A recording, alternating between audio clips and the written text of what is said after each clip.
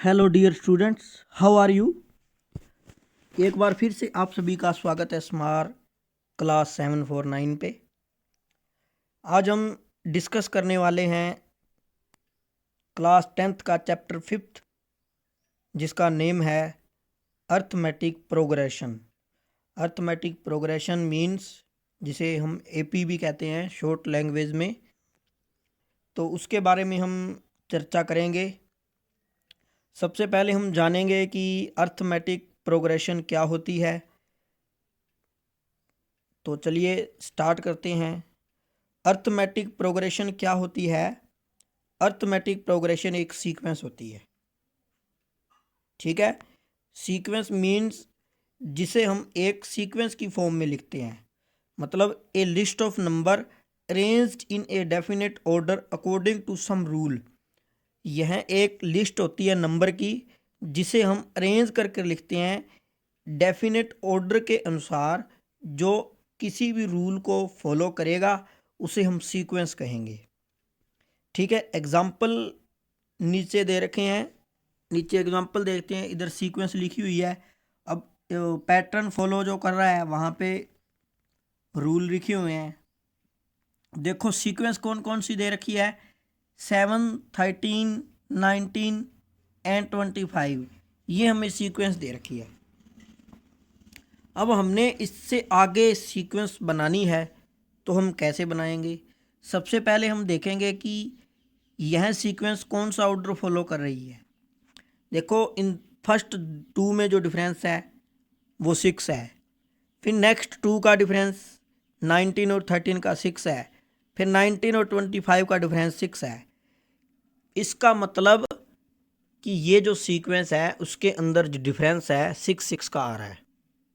Sequence होगी मतलब जिसके अंदर डिफरेंस इक्वल इक्वल आ गया, ये रूल फॉलो हो गया कि इनके अंदर जो डिफरेंस है वो इक्वल है। अब इसके अंदर हम 6 ऐड करते जाएं। 6 जो है वो फिक्स नंबर है हमारा, तो इस प्रकार से हम 6 इसके अंदर ऐड करते जाएंगे तो हमारे पास एक आगे एक और सीक्वेंस बनती जाएगी। इस प्रकार यह सीक्वेंस चलती रहेगी। नेक्स्ट इस प्रकार से दूसरा एग्जांपल दिया हुआ है 15, 12, 9, 6। इनके अंदर जो डिफरेंस है वो -3 का है। तो अब हम क्या करेंगे, एडिशन तो करना ही है। अब एडिशन किसका करेंगे, -3 का एडिशन करेंगे।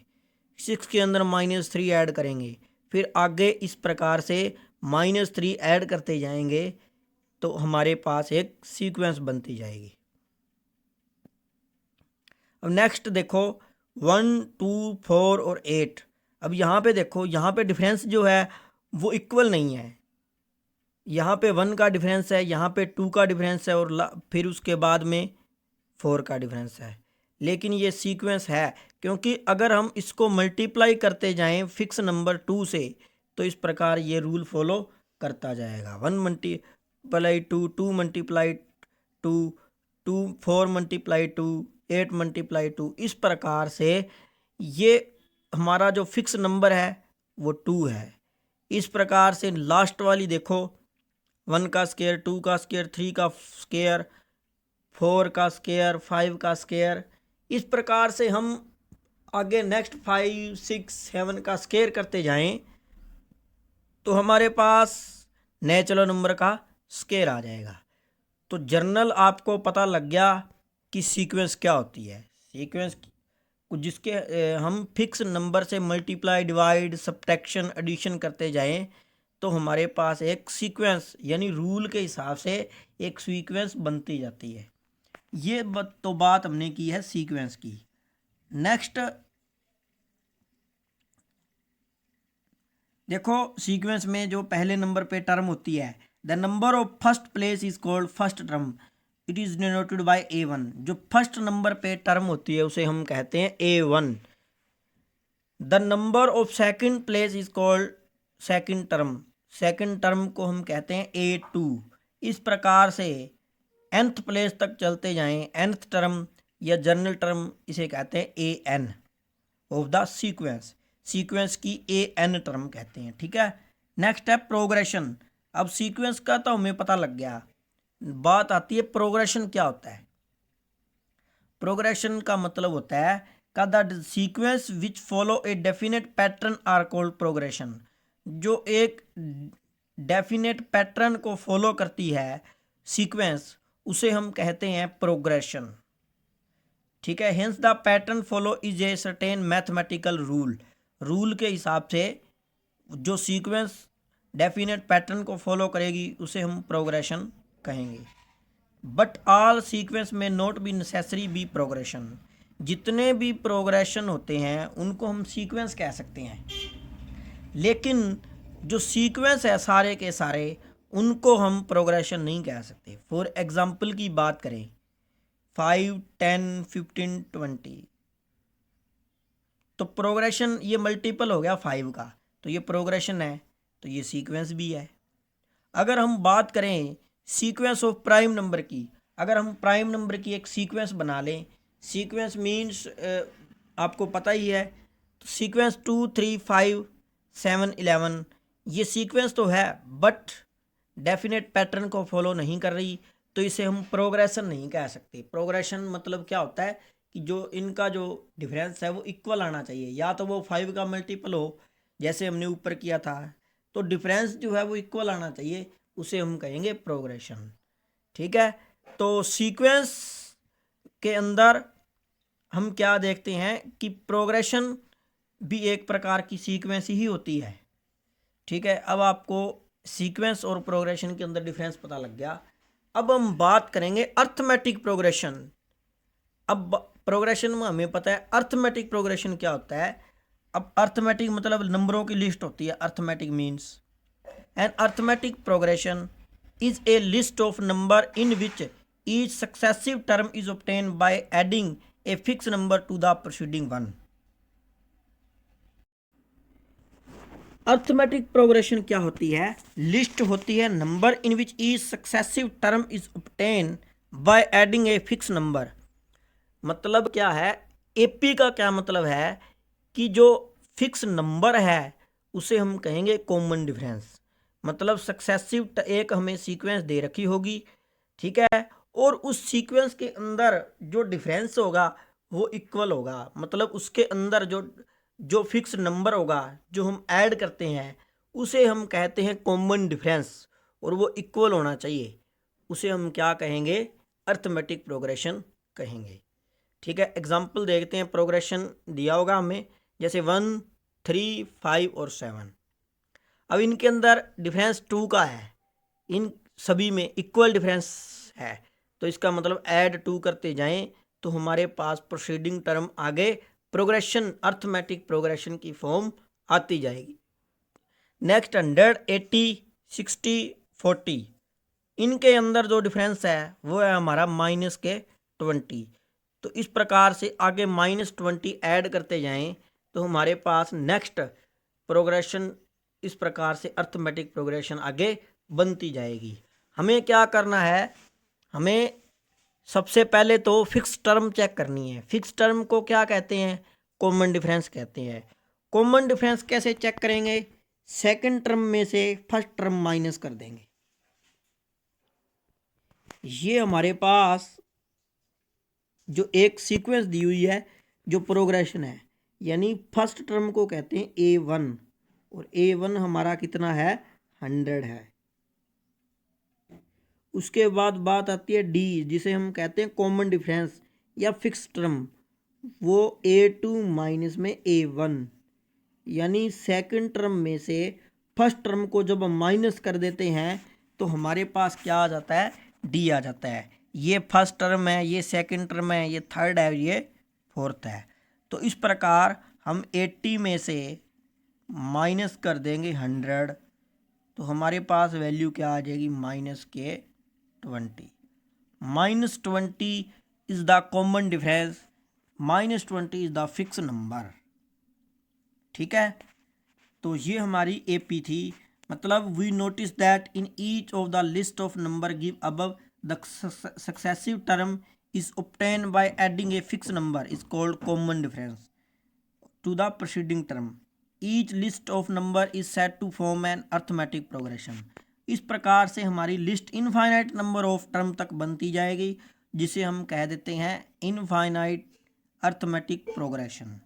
They do not have any last term, इसकी कोई भी लास्ट टर्म नहीं होती। जो कॉमन डिफरेंस है वो पॉजिटिव भी आ सकता है, नेगेटिव भी आ सकता है और ज़ीरो भी आ सकता है। अगर हम daily day to day life की बात करें तो एपी का यूज़ हमारे डे टू डे लाइफ में क्या है, एग्जांपल नीचे दिए हुए हैं देखो। The amount of money left in bank account when from a balance of 5,000 an amount of 500 is withdrawal every month. देखो आपका बैलेंस 5,000 रुपये है, अगर आप 500 रुपये विद एवरी मंथ निकाल लेते हो तो आपका बैलेंस क्या हो जाएगा, कम होता जाएगा। पहले 5,000 है, आपने एक मंथ में 500 रुपये निकाल लिए, आपका रह जाएगा 4,500। इस प्रकार से फिर रह जाएगा 4,000। इस प्रकार से ये एक हमारे पास क्या बनेगी, अर्थमेटिक प्रोग्रेशन बनेगी। इसी प्रकार से टेम्परेचर का एग्जांपल दिया हुआ है। Week of a month of a June in city arrange in ascending order. तो असेंडिंग ऑर्डर में इसको लिख लिया, सबसे पहले छोटा, फिर उससे बड़ा, फिर उससे बड़ा, फिर उससे बड़ा। Cash prize given to the topper of a school from 8th to +2 class. Cash prize पहली को 500 मिला है, फिर नेक्स्ट को 550 रुपये, फिर 600, 650। इस प्रकार से एक हमारे पास अर्थमेटिक प्रोग्रेशन बनेगा। अर्थमेटिक प्रोग्रेशन का आपको पता लग गया कि इनके अंदर जो फिक्स नंबर का डिफरेंस है वो इक्वल आना चाहिए। अगर इक्वल नहीं है डिफरेंस तो उसे हम अर्थमेटिक प्रोग्रेशन नहीं कह सकते। वो सीक्वेंस हो सकती है लेकिन वो अर्थमेटिक प्रोग्रेशन नहीं हो सकती। नेक्स्ट जनरल फॉर्म क्या होती है एपी की। जनरल फॉर्म फर्स्ट टर्म है एपी को डिनोट करते हैं ए से और कॉमन डिफरेंस को डिनोट करते हैं डी से। फर्स्ट टर्म को हम लिखते हैं ए और सेकंड टर्म को हम लिखते हैं A2 और एक माइनस करके लिखेंगे यानी A प्लस में D। थर्ड टर्म को A प्लस में 2D को। ठीक है, इस प्रकार जो जनरल फॉर्म होती है AP की वो क्या हो गई, A plus D, A plus 2D, A plus 3D। ये हमारे पास जनरल फॉर्म हो गई एपी की। ए प्लस डी, ए प्लस 2D, ए प्लस 3D। अब नीचे देखो एग्जाम्पल दे रखे हैं हमें। फर्स्ट टर्म ए, कॉमन डिफरेंस डी और एपी दे रखी है। अगर फर्स्ट टर्म 6 है, फर्स्ट टर्म 6 है और कॉमन डिफरेंस 3 है तो एपी क्या बनेगी, इसके अंदर हम क्या कर देंगे, वैल्यू पुट कर देंगे। ए की वैल्यू 6, ए प्लस डी कितना हो जाएगा 9। ए की वैल्यू हमारे पास 6 है, डी की 3 है, इन दोनों को ऐड कर देंगे तो 9। फिर ए प्लस 2D, 2 के साथ मल्टीप्लाई करनी है डी की। डी हमारा 3 है, 3 × 2 6 + 6 12। तो इस प्रकार से हमारी ये एपी की फॉर्म बन जाएगी। ठीक है, अब आगे एक्सरसाइज देखते हैं। ये हमारा जनरल जो हमने फर्स्ट एक्सरसाइज करनी उसका इंट्रोडक्शन का पार्ट था वो हमें कंप्लीट पता चल गया है। भी सीक्वेंस क्या होती है, प्रोग्रेशन क्या होता है, अर्थमेटिक प्रोग्रेशन किसे कहते हैं, कॉमन डिफरेंस क्या है, फर्स्ट टर्म क्या है। अब हम बढ़ते हैं आगे एक्सरसाइज की तरफ। 5.1 एक्सरसाइज है क्लास 10th की। देखते हैं। In which of the following situation does the list of number involve make an arithmetic progression and why. हमें बताना है कि इनमें से कौन सी एपी है, अर्थमेटिक प्रोग्रेशन है और क्यों है, with reason. The taxi fare after each kilometre when the fare is 15 rupees for the first kilometre and 8 rupees for each addition kilometre. Taxi का किराया है हमारे पास, जब किराया 15 रुपये है, पहले किलोमीटर के लिए 15 रुपीज़ है और उसके बाद एडिशनल किलोमीटर अगर हम जाएंगे तो वहाँ पर हमें 8 रुपये एक्स्ट्रा देने पड़ेंगे।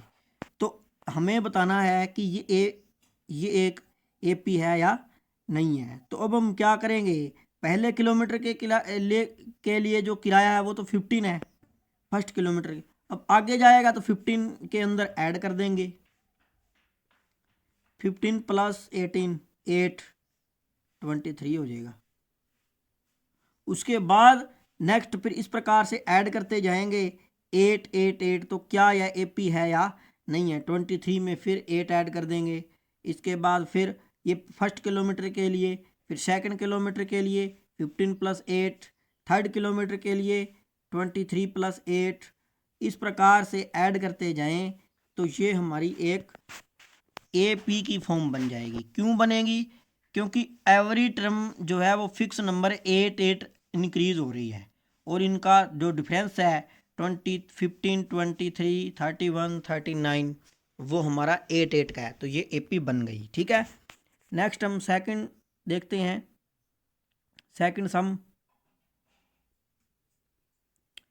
सेकंड सम के अंदर the amount of air present in a cylinder. अब एयर प्रेजेंट है सिलेंडर के अंदर।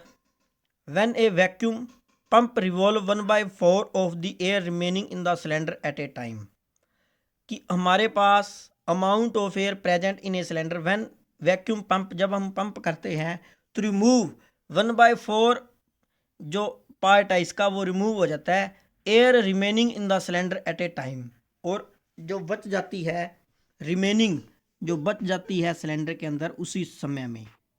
ठीक है, तो वो हमने बतानी है। लेट द इनिशियल वॉल्यूम है जो एयर का, मान के चलो हमने इसका वॉल्यूम V ले लिया initial. In each stroke the vacuum pump, जब हम पंप देते हैं तो 1/4 जो एयर है वो रिमेनिंग मतलब रिमूव हो जाती है उसी टाइम में। अगर हमारे पास एवरी स्ट्रोक में ओनली, अगर हम पूरे में से 1/4 पार्ट को माइनस कर देंगे, यानी 3/4 पार्ट है जो एयर का वो बचेगा, क्योंकि 1/4 को तो हमने रिमूव कर दिया, तो 3/4 पार्ट है जो एयर का वो बच जाएगा। तो इस प्रकार से हमारा पहला वॉल्यूम क्या था? V था। उस प्रकार से फिर वॉल्यूम क्या आ जाएगा? 3V/4 आ जाएगा। फिर उसके बाद 3V/4 का स्क्वायर आ जाएगा, 3V/4 का क्यूब आ जाएगा, क्योंकि वॉल्यूम को हमने V माना है, क्योंकि ये सेकंड टर्म वॉल्यूम क्या होता है πr²h। ठीक है, तो ये हमारा वॉल्यूम V था। नेक्स्ट हमारा वॉल्यूम 3V/4 आ जाएगा, 3V/4 का होल स्क्वायर आ जाएगा, 3V/4 का क्यूब आ जाएगा। मतलब इसके अंदर क्या है कि it can be observe that the adjacent term of this series do not have the same difference between them. तो इसका मतलब अगर हम इनके अंदर डिफरेंस चेक करेंगे तो इनका जो डिफरेंस है वो इक्वल नहीं आएगा, तो इसका मतलब यह एपी नहीं है। ठीक है, अब हम देखते हैं थर्ड क्वेश्चन की तरफ। The cost of digging a well after every metre of digging when it cost 150 for the first metre and rise by 50 rupees for each subsequent metre. मतलब एक कुआं खोदा जाता है after every metre of digging, मतलब 1 metre के बाद जो इसकी कॉस्ट है वो 150 रुपये है फर्स्ट मीटर पे, एंड राइज 50 रुपीज़ है फॉर ईच सब्सिक्वेंट मीटर।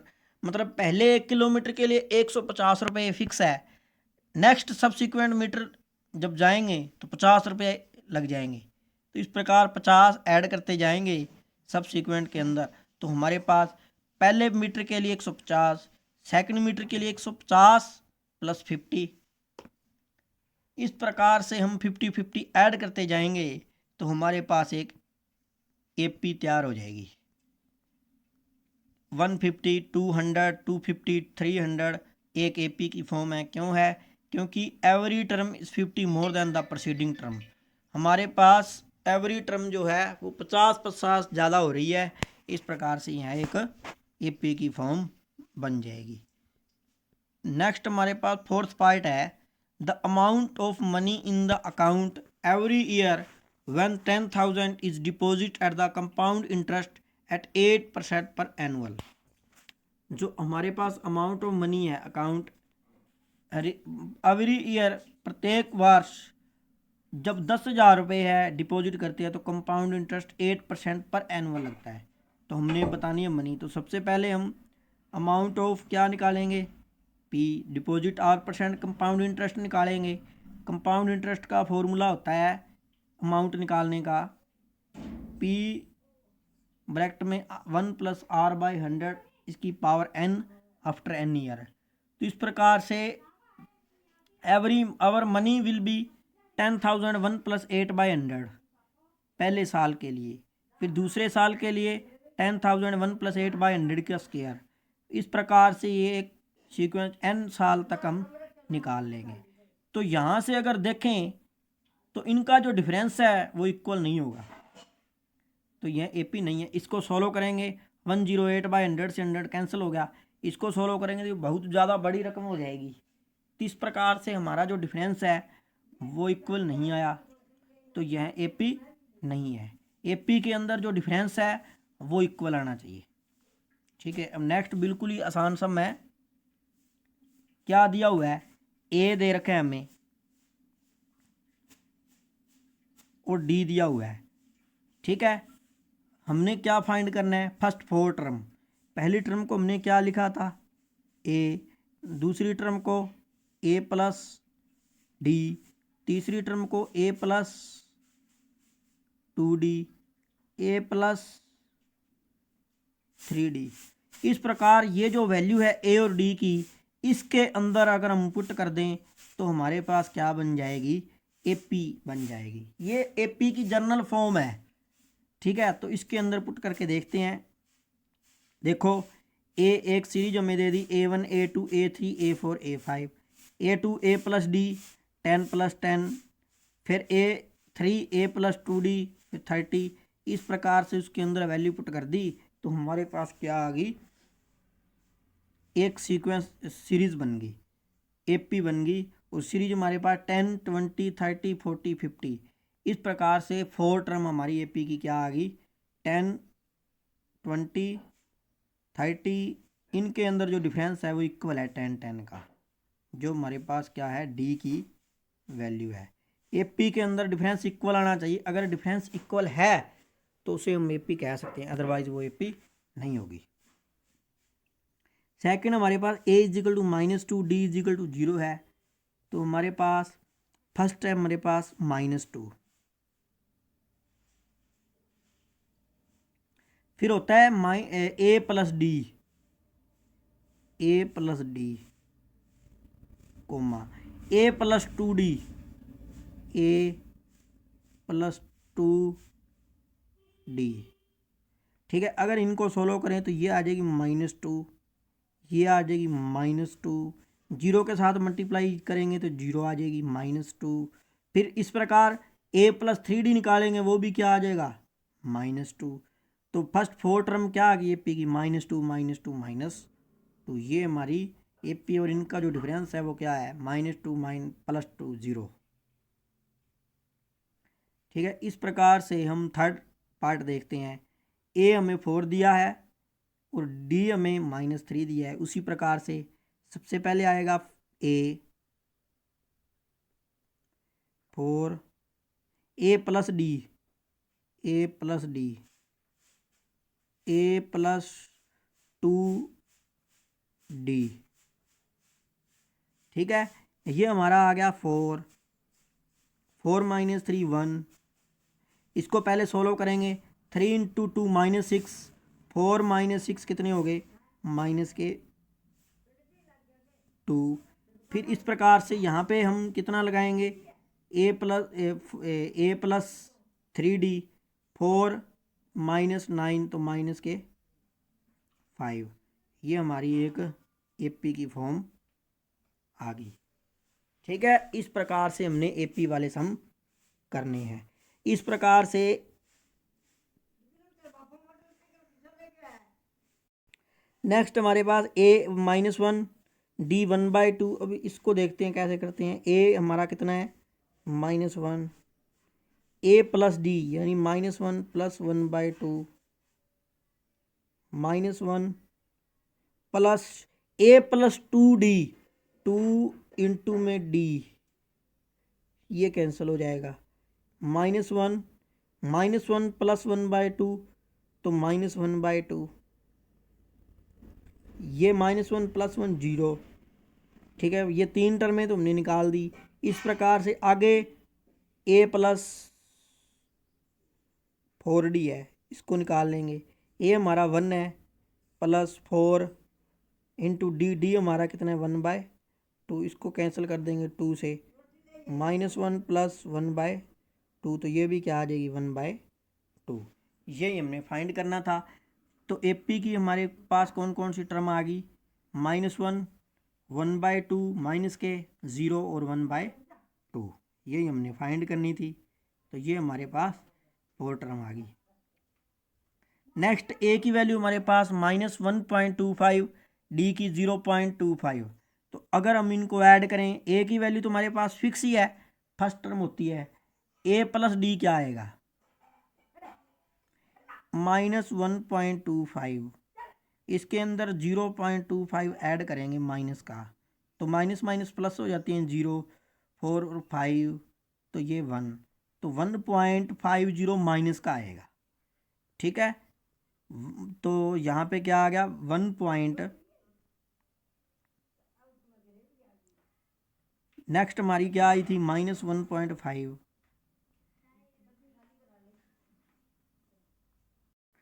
इस प्रकार से A हमारे पास आ गया, D हमारे पास आ गया। इस प्रकार से ये हमारी क्या बन गई, एक अर्थमेटिक प्रोग्रेशन तैयार हो गई है। ये हमारे पास अर्थमेटिक प्रोग्रेशन तैयार हो गई है। नेक्स्ट हमने क्या फाइंड करना है, थर्ड सम की तरफ देखते हैं। नेक्स्ट हमने इसमें A और D फाइंड करना है। इसके अंदर A तो सीधा सा आपको दिखाई दे रहा है, A = कितना है 3। D हमारा क्या होता है A2 - A1। D = A2 हमारे पास 1 है माइनस A1 हमारा कितना है 3, तो हमारा D कितना आ गया -2। यही हमने फाइंड करना था। तो D की वैल्यू हमारे पास क्या आ गई -2, और A1 या A वो हमारा कितना आ गया 3। यही हमने फाइंड करना था।